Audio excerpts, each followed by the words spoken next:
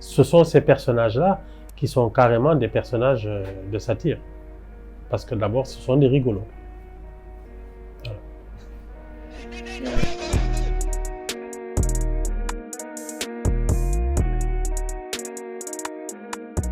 Voilà. La définition que j'ai préférée de la satire, c'est un style qui raille les puissants, les poseurs et les satisfaits. C'est-à-dire que la satire tend à ramener les hommes publics, les hommes puissants, à ce qu'ils sont vraiment, c'est-à-dire des humains comme les autres. C'est ça la satire.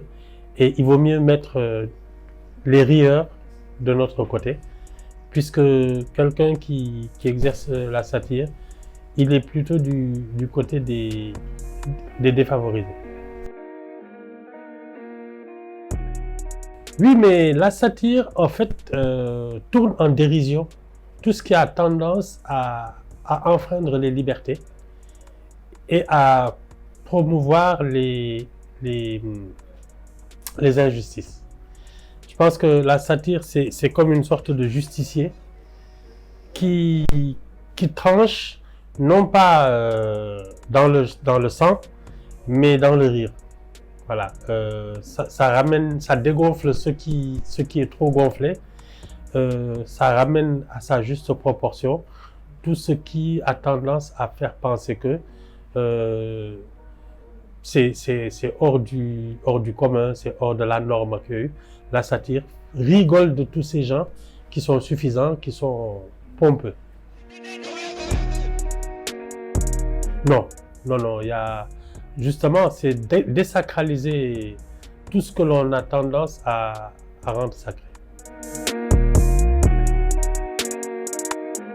Bon, d'abord, ce sont les ouvrages que j'ai écrits. Il y en a quand même 7, et c'est toujours sur le ton satirique. Ensuite, ça m'a astreint à une liberté d'esprit et d'expression, parce que c'est ça que ça m'apporte. C'est devenu un réflexe chez moi de ne pas me plier à tout ce que le grand public, au bon sens commun. J'ai toujours dans la tête quelque chose qui me dit oui, mais bon, si tout le monde pense comme ça, c'est qu'il y a quelque chose de louche.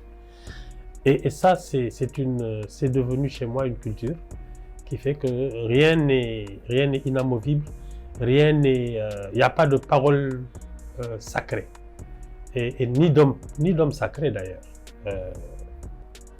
Ça m'a aidé ça m'a enrichi parce que ça m'a fait relativiser tout.